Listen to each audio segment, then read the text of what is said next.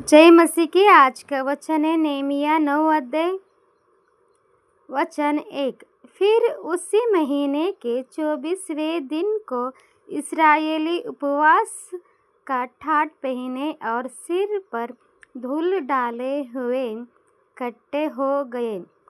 दूसरा वचन, तब इस्राएल के वंश के लोग सब अन्य जाति लोगों से अलग हो गए और खड़े होकर अपने अपने पापों और अपने पुरखों के अधर्म के कामों को मान लिया। तो मैं सभी को कहना चाहूँगी, उन लोगों ने क्या किया? उपवास का मतलब इतने दिन कहकर उपवास किया और धूल में बैठा है, और उन्होंने क्या किया है? अन्य जाति से दूर अपने पाप का स्वीकार किए और अपने पुरखों को का पाप भी और उनके गलत कामों को भी याद किया, और कि हमें क्या करना है? अन्य जाति मतलब अन्य काम, सिर्फ अन्य जाति से ही नहीं कि हमारे अलग अलग कामों में जो दुनियादारी की काम है, चोरी हो, चुकारी हो, झूठ बोलना हो, अन्य मतलब जो प्रभु के विरोध है, जो भी सिर्फ अन्य जाति का नहीं, कभी कभी अन्य जाति भी अच्छे होते।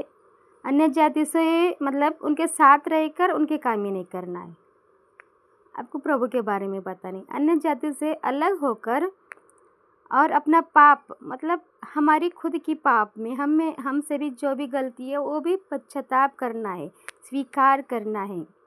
और हमारे पुरखों ने भी जो दूसरों से अन्याय किया होगा, अत्याचार किया होगा, किसी से मतलब गलत गवाही दी, और किसी को आपकी वजह से तकलीफ़ हुई होगी, आपकी वजह से कोई आपने गलत गवाहियाँ दी होगी, किसी का कुछ छीन लिया होगा, ये सब आपको स्वीकार करना है।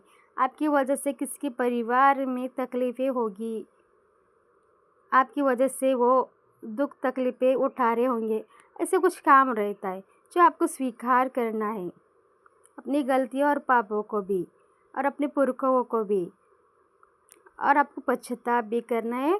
और वो जो अन्य जाति मतलब गलत चीज़ है को भी छोड़ना है। सिर्फ अन्य जाति मतलब गुटखा हो, दारू हो, गलत सोच है, ये सब छोड़ना है, स्वीकार करना है, अपनी गलतियों का